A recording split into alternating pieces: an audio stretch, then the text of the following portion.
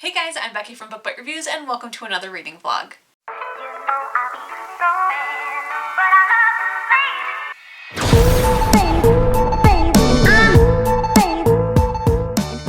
So first and foremost, before we begin, I hope that the focus is all right now. I changed my settings and we're gonna hope for the best. Now, as you guys can tell from the title, this is a special vlog. It is a vlog and review, which means I will only be reading one book in this vlog and giving you my review. This will not be a spoiler-filled vlog, so if you are interested in checking out this book, don't worry, I will not give you any spoilers. Now, the book that we are talking about in this vlog is Something in Your Mouth by Terry Maggert. We'll talk about it in 1 second. Now, this book was sent to me in exchange for an honest review by Audio Bookworm Productions. As always, this will be my absolutely honest opinion. It doesn't matter that it was sent to me for free. I never sugarcoat things. You always get the truth with me, so don't worry about that. But I do want to say a thank you to them for sending me the book because it is very kind of them. So now let's talk about this book. This is definitely outside of my normal reading realm. I do not read a whole lot of horror. I don't read a whole lot of erotica. I'm starting to dip my foot in, but combining the two sounds terrifying. So I definitely accepted this for review to check it out. It definitely intrigued me. I've never heard of horror erotica before, and I don't know where my comfort level will be. So let me go ahead and read you the description of this book. So the synopsis literally starts with sex, horror, discomfort. What have I gotten myself into? This is 5 stories and 1 poem. You'll find questions and answers, and you might learn something about yourself along the way, something uncomfortable, something dark. What if eternal life really can be found in the church, but not in the way you've been taught and not without some changes to your body? If you're lonely and the world is ending, does it really matter if your lover is actually alive as long as they love you in return? When you're a doctor without morals, medical experiments are a way of life, but what if your subjects need entertainment? Why not a special pet? If your love life needs help, make sure you don't ask a god because they can give you exactly what you want, or at least what you think you want. Sometimes bad people can do good things and might even end up being a hero. Unfortunately, it might cost you a few toes, and your life, and the entire world. But for a beautiful woman, isn't it worth it? And when seeking a legendary beast in the Congolese jungle, make sure to wear good boots. You never know when you might have to run. Come on in and join us, lean back, open up, and let us take a look at that tickle. We're sure it's nothing serious, just something in your mouth. So, I am nervous. That's an understatement.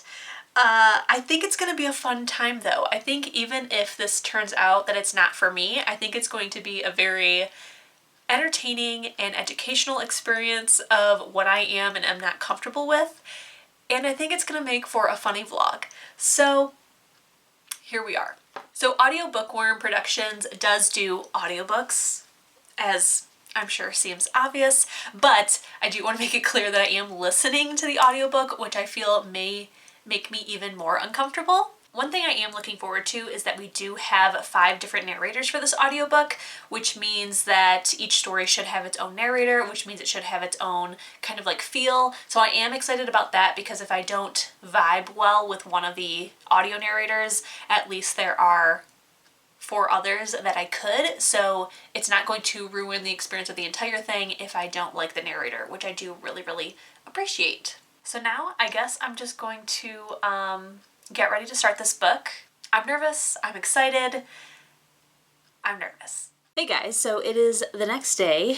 It is, I think like 8:30 at night. I have started to listen to Something in Your Mouth. I just finished the first short story, which is called A Warm Cuppa. And to be honest, I don't know what the heck I just listened to. It definitely has some adult themes, but it definitely didn't go into detail about too much. So I don't, like, from the first story, I wouldn't categorize it as erotic. It was creepy, but I wouldn't categorize it as horror necessarily. Maybe like paranormal, but it was just very strange. I'm assuming that like as these short stories go on, that it's going to get like more gruesome, more erotic, I would assume. for it being called an erotic horror, but I really don't know. So the first one, like I said, it's definitely creepy. It's about a guy who is seeing this single mom, and apparently they have like amazing sex, but she does have this young daughter who he like wants nothing to do with. And one night he like makes a comment about how he wished that she went to bed even earlier, and of course the mom didn't take it that well and kind of like kicked him out. So now he's looking for like a present to bring over and give to the kid to try to like get back in this woman's life. And he like comes across this guy at the bar who's like, I know exactly what you need, without like him telling him, and gives him this key. And then he goes to this place where he finds a tea set. That's all I'll tell you. So he like finds this gift for the child, and then things happen from there. I feel like maybe this story is supposed to kind of be like a bit open-ended in terms of like what is actually happening, because not a whole lot is explained in the story of what is happening, like what is going on, what kind of creatures are we dealing with. You know, nothing is like very spelt out. It's just kind of vague. So I wonder if it's supposed to be like up to your interpretation of what happened, but also I'm just feeling a little confused and like, what the heck did I just read? So I don't know. I'm not scared. Don't want to bang my husband. So I don't know. So I'm going to keep listening while I start my dinner. The next one is called Snapper. I don't know what that is. I don't know what that means. But I guess we're going to find out. So I will update you guys once I listen to this next one. Okay guys, so I just finished Snapper. I think I'm going to maybe listen to one more tonight before finishing it tomorrow. But Snapper was definitely more gruesome and creepier than the last one. So this one is about this like gross, like crotchety old woman who's like a drunk and is kind of like a terror of her small town. And she raises these pigs, and this guy comes and wants to buy them and offers a trade to give her this homemade booze in exchange for these pigs. And he makes like this creepy comment about how he wants the pigs because they're the closest animal to humans. And I think that's all I'll say. But, well, this one definitely was creepier because this guy is creepier. I feel like it still could have like went a lot farther and maybe like explained more about his children. This one definitely was not erotic in any way. And I will say, at least for these first two stories, the people who something bad happens to are not people who are like innocent people. Like, they're not very nice. They aren't like good community members. They aren't going to really have anybody who's going to miss them. So I'm not scared. Like, it's definitely like ew or like ugh, and kind of like makes you think, but they're not, so far they're not scary. I think that first story probably I may never think about again. The second one though, I think I may think about throughout my life, just when like something reminds me of the story, like pigs, turtles, creepy guys, I don't know. But yeah, I'm thinking that the story is starting, I'm starting to think that this collection is starting to get better as it goes on, and I'm definitely interested to see where else it's going to go, what else is going to happen in this story. Like, I'm very interested to see what kind of is like the moral of this collection of stories. Are we going to get one that I'm like truly terrified of? I don't know. We'll find out. So I'm going to listen to one more. I'll probably update you again tonight, and then tomorrow we will finish it. Hey guys, so it is a couple days later. I decided to finish up a different book really quick, which was Legendborn. So now I'm ready to finish this book up. So I did end up reading the third story, which was Cool to the Touch, before I stopped reading this book. And that one is definitely a lot more erotic. Definitely a lot more gruesome. So like I said, after the second one, it is definitely getting darker as we go on, which I'm pretty excited about because that was kind of my expectation of this book. So I'm very interested to see where it's going.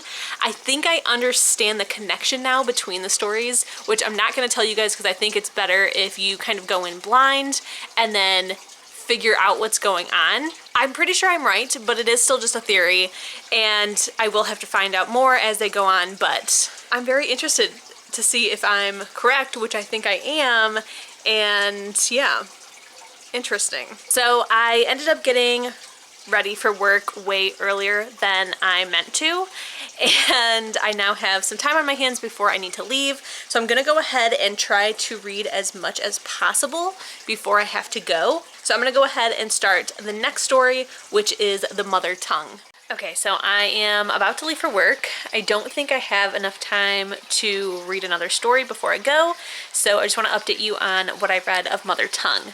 I will say, if you're religious, this may not be the book for you.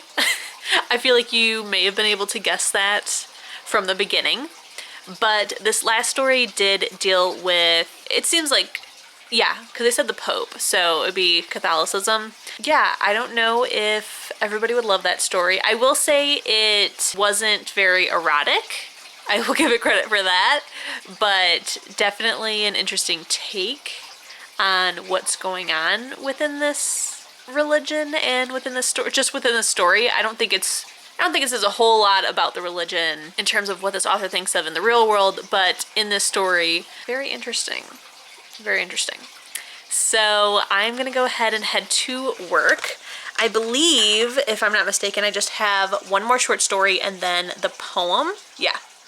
So I only have about 45 minutes left of this audiobook, which actually would be less because I am listening to it on 1.5 speed, I believe. I am happy to see that there is like a overall theme and that these aren't just a bunch of different gruesome stories. So I do like that they are connected. So that is nice. But alright, I'm gonna head to work. I'll see you guys tonight. Alright guys, so it is a couple days later and I finally finished the book. So before I get into my overall thoughts on this book, I definitely want to talk about the last short story and the poem. So the last short story was called Pictures for Pleasure. Now this one was definitely more erotic than it was horror. I personally wasn't terrified by anything in this story, and I don't know if that's because I'm a woman. I worry that this story is supposed to scare men, and if so, that's a little problematic. But I'm not going to jump to conclusions and assume that, so I will just say that the last short story is definitely more of an erotic story than it is a horror. And then we have the poem, which, according to the chapters on Audible, doesn't have a title. It's just called Poem. And I'm not somebody who really enjoys poetry. I feel like half the time I don't really get it, and I felt the same with this one. I listened to it a second time just to make sure I understood exactly what was going on, and I still don't know what's going on in the poem, to be totally honest. I think it's supposed to be metaphorical, but I don't really get it. That's on me, not on the poem. I slightly understand what's happening, but not really. So now let's talk about the book overall. The last time that I updated you guys, I did say that I thought that I understood what linked everything together and that I was starting to really enjoy this book. Unfortunately though, the last short story and the poem don't have anything to do with the link that I thought was threading these all together. I know that I said I wasn't going to tell you what I thought was like the main factor between all these, but now that I have gotten to the end and it isn't all linked together, I'll go ahead and tell you what my theory is. And if you don't want to be spoiled, you can go ahead and just stop now. But what I thought was going on is that, like I explained in our first story, we have this guy who wants to get this girl that he's been sleeping with back, even though he doesn't like her child. And what ends up happening is that the child and the mom kind of like become possessed and end up killing him. And it's almost in like a vampiric kind of way, which is what I gathered later. In the second story, we have this guy who has been doing these like weird experiments on people, thus turning them into his children, which I thought were maybe zombies. And he has one that was his favorite. And then in our third story, we have this guy who's girlfriend or wife, I'm not sure exactly what she was, I think maybe fiance. She ends up passing away. He ends up coming across this vampire-like woman who I then thought maybe was the mom from story 1 and the favorite child from story 2, and she ends up like feeding on him and they create this like weird relationship. And then in story 4, we have this church setting, which again, I thought, okay, what's tying this all together is that this is like a vampire apocalypse, demon infestation kind of thing. Like that's what's going to tie everything together. Like it's slowly going to explain everything. But then we have this last short story, which is about these 2 women whose men find this like... I want to say fairy, but I'm not sure if he is a fairy. But they find this guy, and he ends up giving them these pills that will not only make their bigger, but last longer. And like their wives are just like, I'm literally going to die because it's getting bigger, and he wants to have sex more and more and more. So the 2 wives, which are also sisters, they go to see this guy, and he basically turns them into these like sex goddesses who can like keep up with their husbands, and now they can determine when they're done having sex. So while that's not terrifying for me, I'm like, yes, girl power. Maybe to men that would be terrifying. But so that like that had nothing to do with the dead or vampires or anything like that. And then the poem, I think if I'm understanding correctly, was about this like mythical dragon. And there is like an author's note kind of hidden in there between the mother tongue and the last short story, which is Pictures for Pleasure, that kind of brings up how each of the stories is about being careful about what you wish for. And that is true in all of these. So I guess that is the link between all of these, that they're all these different erotic horror stories that are kind of like somebody wishing for something, whether they know they're wishing for it or not, and ending up regretting what they wished for. But I kind of wish that this book would have had, like I thought, this like thread where all of these short stories are actually kind of like one long story, but from like different flashpoints throughout the timeline, from different characters. That would have been really, really cool. And I would have really, really enjoyed that. Like I think that would have gotten a higher rating from me, because once I thought I had that thread, I thought that this book was going to be closer to like a 4-star, and now I'm feeling like it's a very solid 3-star. I did enjoy myself. I will say the narrators are very, very good. I enjoyed every single narrator. I thought they did an amazing job. I thought that the stories themselves were very interesting, but I just felt like they didn't push it far enough in either the erotica or the horror. Like to call it an erotic horror story, like I'm expecting it to go pretty far in at least one of those directions, or both. But it really, to me, didn't. It felt more of like a paranormal, sexy urban legend, or kind of like beware kind of story. I don't know if I would consider it as a horror, because I definitely am not scared, not gonna have any problems sleeping. I feel like now that I've finished it, maybe this story won't stick with me. And that's kind of not what I wanted going into this. So while I did enjoy it, and it's definitely something that I wouldn't turn people away from, it's just not exactly what I was hoping and expecting to get out of this collection. Actually, I think I'm gonna go ahead and bump this book up slightly. I think I'm gonna give it 3.5 out of 5 stars, because up until the very end, I was feeling that this was gonna be closer to a 4-star read. And then once I realized there wasn't that general thread, it then kind of fell short. So I am going to go ahead and give it 3.5. Again, really enjoyed it, just not exactly what I was expecting. I will say, though, that getting the small taste of this and having my mind going of like, where is this going to go? I've definitely thought of some scarier things that could have happened in terms of an erotic horror story that I definitely don't want to encounter. So I think that this may be my one and only experiment within this genre, because I definitely could see how this could go farther and scarier and make me very uncomfortable. So I will say that I definitely enjoyed it for me to like have a very like softball into this genre where I'm like, okay, I can definitely see where things could go. I don't know if I want to go there. So I definitely enjoyed it for that as like an experiment, and I'm happy that I did it. I mean, I was expecting to maybe get uncomfortable, maybe scared, have some trouble sleeping, and I'm glad none of those things happened. So yeah, I think that that is everything that I wanted to discuss with you guys. I hope that you guys enjoyed this vlog. Definitely let me know in the comments if you have ever read a horror erotica. If you have, let me know what you've read and what you thought. Is it something that you enjoy? Is it something that like you just experimented with? If you haven't, would you ever? And would you check out this book? But again, thank you guys for checking out this video. Thank you so much to Audio Bookworm Productions for sending me this audiobook for review. Don't forget, if you enjoyed this, to give it a thumbs up. Keep reading, stay safe, and I'll see you in my next one. Bye, guys. People say